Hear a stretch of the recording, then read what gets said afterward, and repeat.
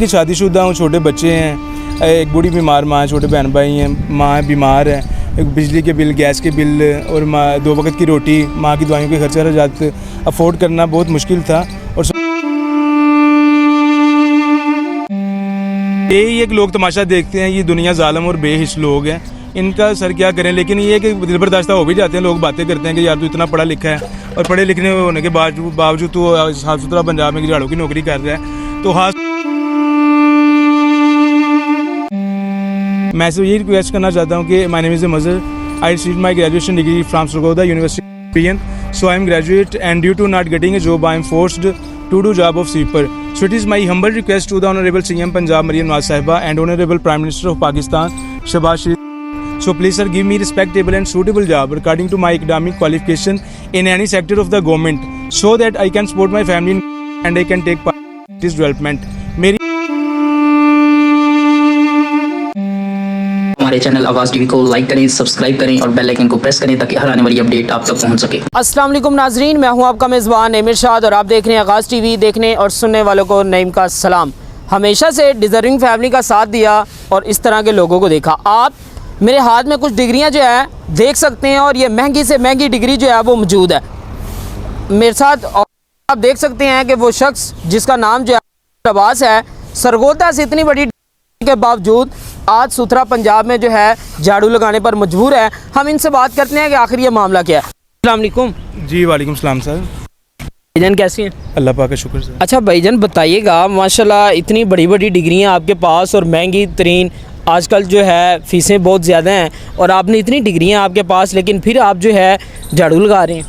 ज़ाहिर सर आपको पता है कि जिस तरह के हमारे मुल्क के हालात चल रहे हैं, सरकारी जो नौकरीज़ हैं वो वैसी बैन है, वो आती हैं तो बहुत लिमिटेड सी आती हैं, लेकिन लाखों लोग उसमें अप्लाई करते हैं। तो ये है कि बाकी जो प्राइवेट सेक्टर हैं वो फिल हैं, भरे पड़े हुए हैं। जॉब हासिल करने के लिए भी हमें 6 महीने साल का वेट।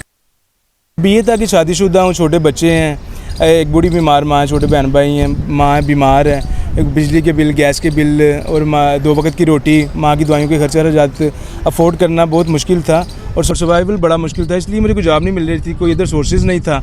मैंने दूसरी जगह पे भी अप्लाई किया, लेकिन वहाँ पे सैलरी देते थे 25,000 30,000। तो ज़ाहिर है अब बच्चे थे से, अब मुझे शर्म तो आती थी कि यार मैं झाड़ू लगा रहा हूँ, पढ़ा लिखा बंदा हूँ।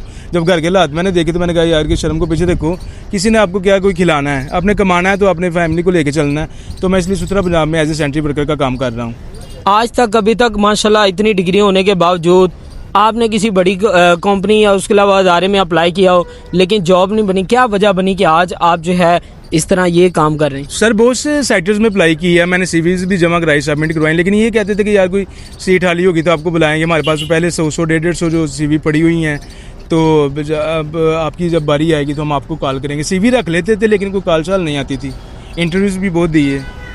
उसके अलावा इतनी देखें, इतनी महंगी महंगी डिग्रियाँ जो हैं वो आपने हासिल की हैं, आप देख भी सकते हैं।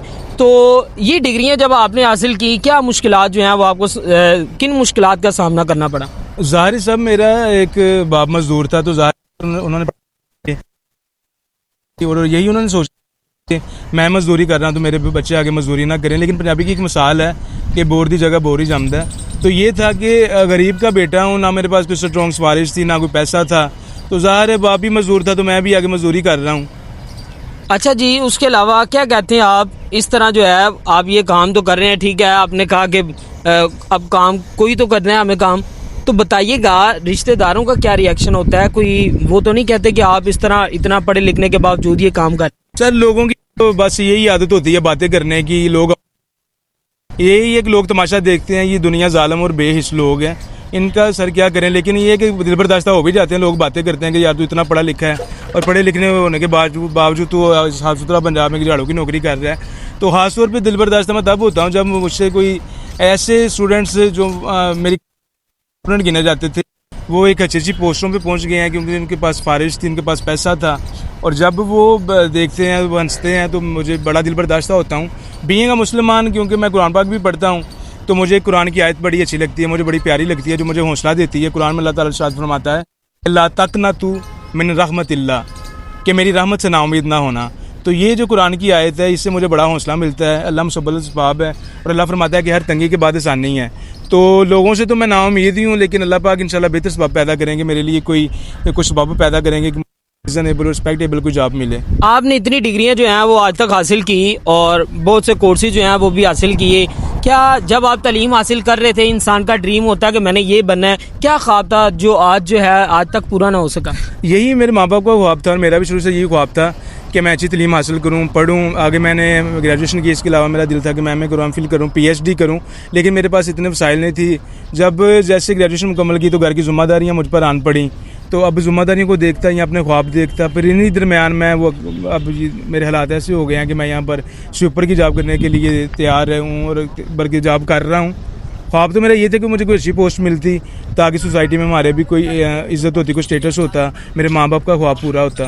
मज़हर भाई, सोशल मीडिया पे वीडियो बड़ी ज़्यादा वायरल हैं, आपको देखा जाता है, लेकिन आप बताएं मरियम नवाज़ साहिबा जो है बड़े काम कर रही हैं आजकल, क्या अपील करते हैं? हमारे अदारे माशाल्लाह बड़े एक्टिव हैं, इतनी डिग्रियाँ और इतने कोर्सेज होने के बावजूद आज आप जो है क्या अपील करते हैं आप?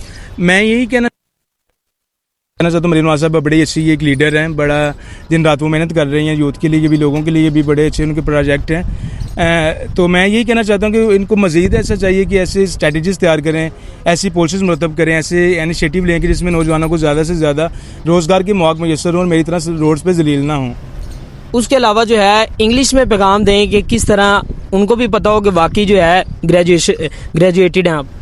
मैं सिर्फ रिक्वेस्ट ही करना चाहता हूँ जितने भी हमारे हाई अथॉरिटीज़ लोग, स्पेशली सीएम पंजाब मरियम नवाज़ साहिबा और prime minister of Pakistan Shehbaz Sharif साहिब, मैं सिर्फ यही रिक्वेस्ट करना चाहता हूँ कि my name is Mazhar, I received my graduation degree from Sargodha university, so I am graduate and due to not getting a job I am forced to do job of sweeper. So it is my humble request to the Honorable CM Punjab Mariam Nawaz Sahiba and Honorable Prime Minister of Pakistan Shehbaz Sharif.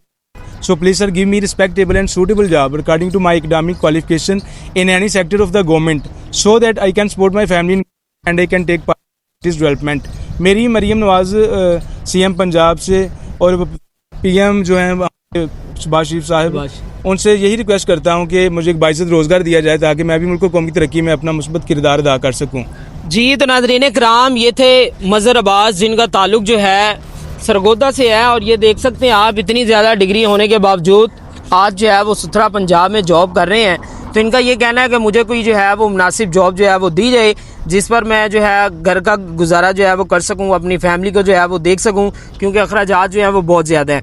आप इनकी journey के लिए क्या कहते हैं comment section में अपनी राय दें। इसी के साथ अपने मेज़बान की इजाज़त दें। अल्लाह हाफिज़।